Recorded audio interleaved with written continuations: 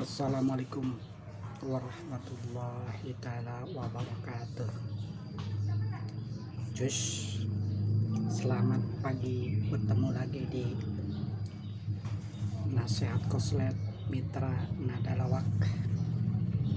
Kali ini guys, teman-teman, saya bicara emang kecil nih,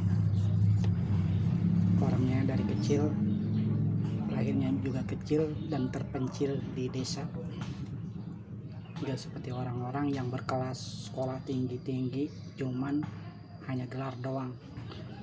Tapi pemikirannya sangat tidak menentukan, karena bukanlah dari gelar, bukanlah dari pangkat, karena selalu mengelahi hawa nafsunya dengan emosi atau esmosi gitu.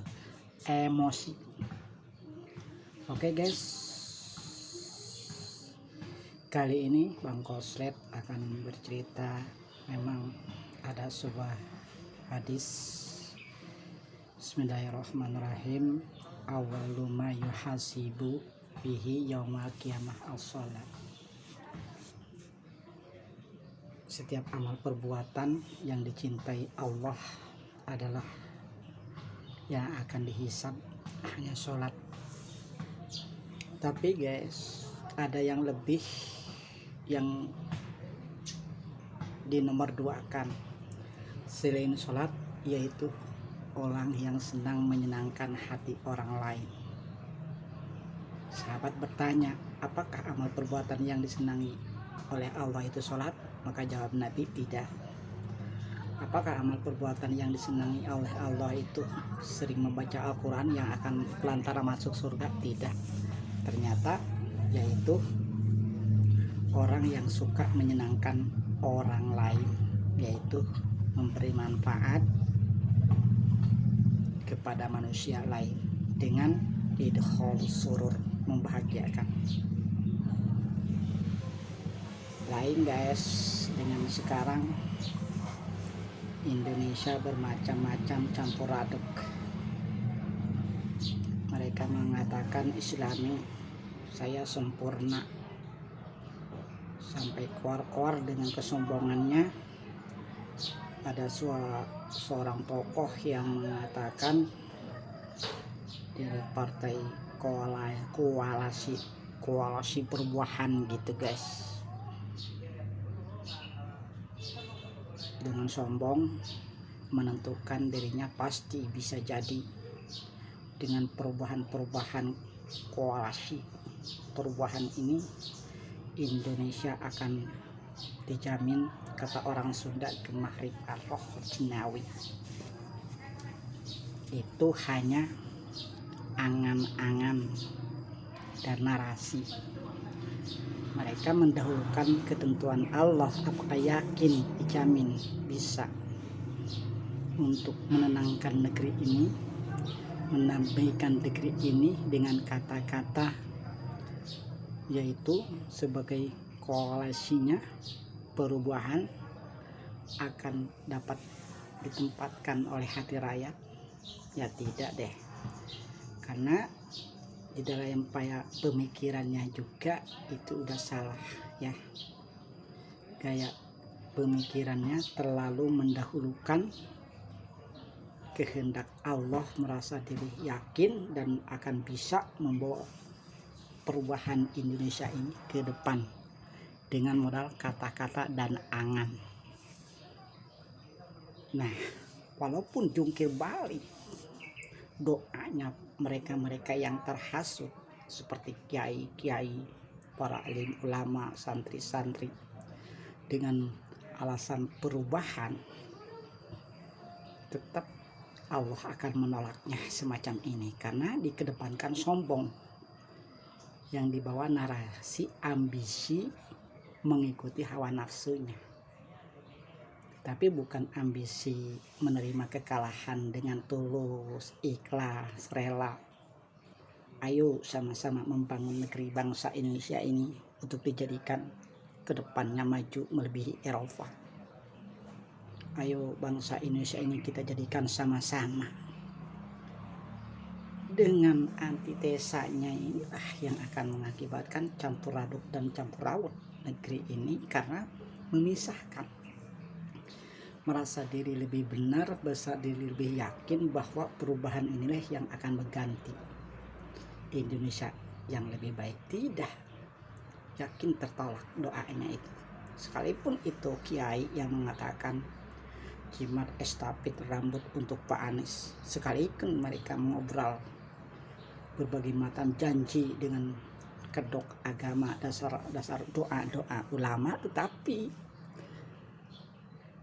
innama soha amal biniyat, sah dan perlakuan kehidupan manusia itu dengan sahnya niat. Niatnya hanya untuk merubah antitesa, tidak mau membangun, sekedar rubah apa yang sudah dijalankan di negeri ini oleh Bapak Jokowi. Sudah rubah nikel, tambang, ekspor impor, sudah berubah negara ini. Apa yang mau dirubah lagi? Masih kurang percaya dan kurang yakin. Ya, para pengusung ya tetap mereka tidak yakin karena ketidakmampuan ilmunya terbatas. Tetapi kalau udah salah pemikiran, berubah itu, yang mau dirubah itu apa? Dirubah dari nol lagi bangsa Indonesia, jadi ngecapruk kemana-mana rakyat yang gak jelas, betul kan? Tetapi kalau kita udah ingin memajukan bangsa ini, benarkan diri kita, selagi rendahkanlah diri kita itu, bagaimana kita ini menyinggapi bangsa ini supaya Indonesia ini maju, yang sudah dipelopori oleh Pak Jokowi, sudah diusahakan untuk maju, maka akan dirubah dari nol. Kagak akan pernah bisa, guys, ya. Oleh karena itu, ayo kita idhol surur, yaitu membahagiakan orang lain dengan kata-kata yang enak, bukan kata-kata yang penuh dengan narasi fitnah, hoak, adu domba. Kalau mau niat memajukan negeri ini, ayo kita sama-sama bangun. Jangan kita saling jotos, sikut sana, sikut sini. Wah, katanya dipimpin sama Presiden Jokowi, negeri ini maju, tetapi barang-barang masih mahal. Ya itulah, mereka gerilyawan untuk menjatuhkan hoak seorang pemimpin supaya dimaksudkan supaya kacau negeri ini. Mereka bermanuver dengan harga-harga barang mahal. Tapi kalau sudah ditegur dan ketemu, maka Pak Jokowi memutuskan mengekspor beras supaya turun. Karena memang mafia ini tidak pernah berhenti, merasa iri, dengki dengan melihat keberhasilan seseorang. Pak Jokowi telah berhasil mendapatkan penghargaan Nobel dunia, presiden terbaik sedunia. Pak Jokowi sudah berhasil hilirisasi nikel, barang-barang bauksit dan sebagainya. Pak Jokowi sudah merubah orang-orang ASN dipecat kalau tertangkap tangan korupsi. Pak Jokowi dengan mafia migas, orang-orang yang tidak benar mulai dipecat, ditutup keran-kerannya yang celah untuk korupsi. Hanya Pak Jokowi yang bisa. Apa yang mau dirubah dengan perubahan ini? Koalisi, perubahan narasi. Udah kerja aja belum bisa. Seharusnya kerja itu tampilkan dengan yang terbaik ketika jadi menteri pun pendidikan. harus bisa menonjolkan dan membangun, jangan saling gontok-gontokan, merasa lebih pintar, merasa lebih hebat. Saya ini bisa merubah Indonesia sampai subsidi minyak BBM murah, ibu-ibu hamil janda digaji 6 juta. Masuk akal enggak seorang yang sekolah pendidikan tinggi? Saya enggak tinggi-tinggi sekolah, hanya berusaha. Seorang desa ini memang tidak pintar, kelahiran ibu bapak biasa, tidak terhormat dan tidak digaji juga saya Pak Jokowi. Cuma nurani membaca, mencerna, melihat koalisi perubahan ini, narasi-narasi gelar profesor dan sebagainya, yang itu aja ijazah palsu, berkutat di situ aja, bukan mau niat memajukan bangsa ini menjadi bangsa yang maju dan modern. Hanya berkutat, menyelisihkan orang, menggunjing orang, membenci, memfitnahnya, membuli dan sebagainya. Apa itu kerjaannya? Saya rasa tidak akan pernah diterima oleh Allah Subhanahu wa taala. Tetap walaupun merasa dicurangi, katanya dulu bilang dicurangi, mau Pak Jokowi menang, Prabowo kalah, dicurangi. Tapi kalau tidak kehendak Allah, tidak akan pernah bisa menjadi pemimpin semacam Jokowi. Justru Allah membeli Pak Jokowi itu akan jadi panutan, akan jadi bahan contoh, akan jadi tokoh perubahan yang bisa membawa Indonesia lebih baik. Ada lagi seorang tokoh keluar membawa perubahan narasi dan narasi, gelarnya profesor, berkutat dengan ijazah palsu dan sebagainya. Ijazah palsu itu diceritain, tidak mau mengajak kepada manusia, ayo ke jalan kebaikan. Rawatlah negeri ini dengan hati ikhlas, lembut, mengajak manusia yang bisa memberikan manfaat, bukan dirubah. Sudah jelas ini udah dirubah sama Pak Jokowi, masih mau merubah lagi, tinggal terusin aja. Kalau memang kepilih jadi pemimpin, jangan antitesa begitu. Kalau memang mau jadi pemimpin, sifat keberanian, lebih berani mengeksekusi suatu pekerjaan, melebihi Pak Jokowi. Harus bisa begitu. Malah memporak-porandakan, menghancurkan dari nol lagi. Pemikiran apa? Punya gelar profesor, dosen, atau udah memikirkan sarjana, berkutat di sarjana itu, ijazah palsu.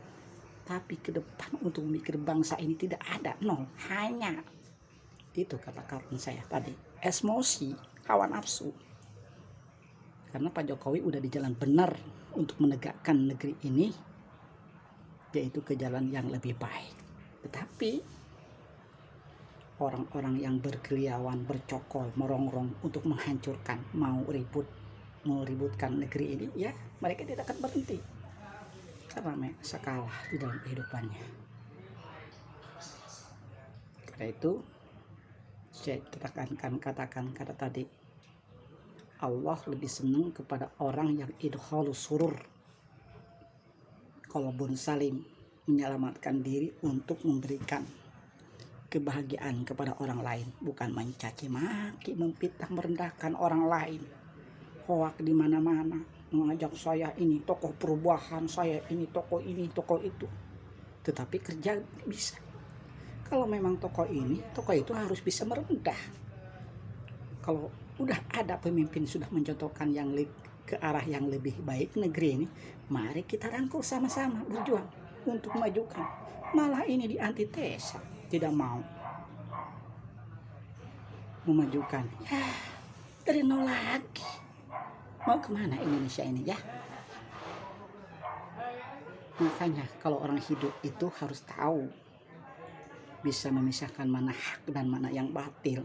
Jangan asal keluar di medsos, ini mah tampang dan keren, layak menjadi seorang presiden, bahasa Inggrisnya bagus, tapi kerjanya kagak bisa, mau dikemanain? Tampang keren, gelar sarjana profesor, tapi berkutat dengan ijazah palsu, mau dikemanain gaya begitu? Enak aja. Indonesia menuju arah yang lebih baik. Allah akan berikan kepada orang-orang yang niat hati dan tulus, diterbukakan dan dimenangkan. Tetapi orang-orang yang hanya mengorbankan narasi omongan omdo doang, dengan kata-kata dengan tidak sesuai, maka ditolak. Sekalipun mereka menghasut dengan dasar kedok agama, para alim ulama, santri-santri, sampai kunjungan kemana-mana, naik pesawat yang indah-indah, yang dinyatakan semacam itu menjadi pemimpin. Banyak istri-istri pejabat nggak seperti Pak Jokowi. Lihat kesederhanaan istrinya, kesengajaan orang lain dari pemimpin-pemimpin yang dulu gaya hedon, merasa menjadi terhormat. Karena memang ini kalau orang gagal paham ya semacam itu, mengandalkan saya ini keturunan konglomerat, saya orang biasa yang tidak dihargai apapun, tapi berani lantang mengatakan semacam ini. Karena mereka itu tidak jelas.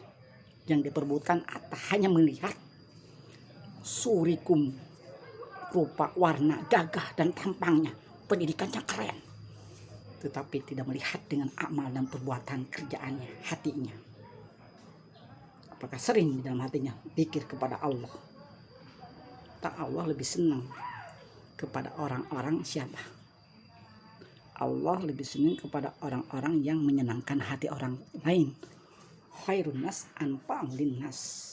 Paling baik-baiknya manusia itu yang bisa memberikan manfaat kepada orang lain, bukan mencela, mencaci maki dan sebagainya. Semacam itu kerjaannya. Indonesia ingin maju. Semoga ke depan Indonesia lebih daripada Eropa. Udah dicontohkan sama Pak Jokowi yang benar-benar di jalannya baik. Sekalipun anak buahnya yang memang ngawur,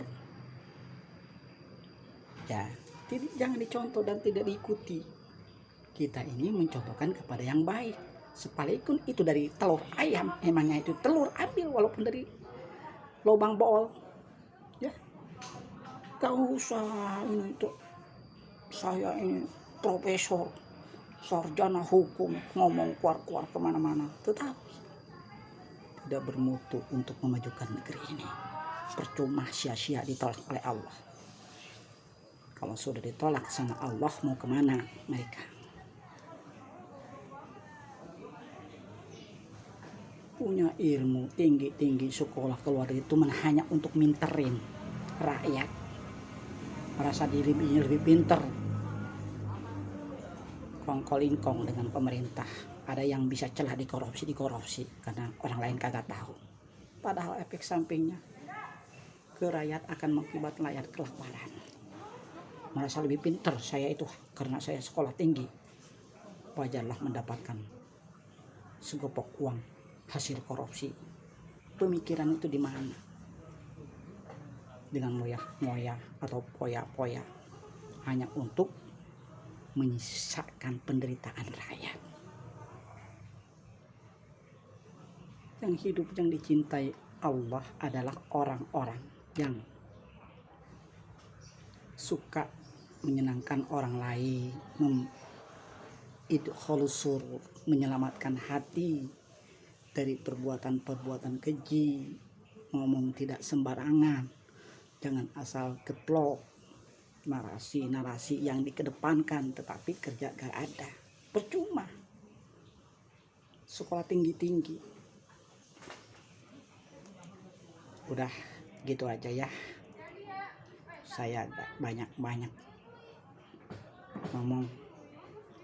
Yang jelas saya rakyat biasa. Semoga hati kalian terbuka. Apa yang diperlukan perubahan ini memang benar atau tidak.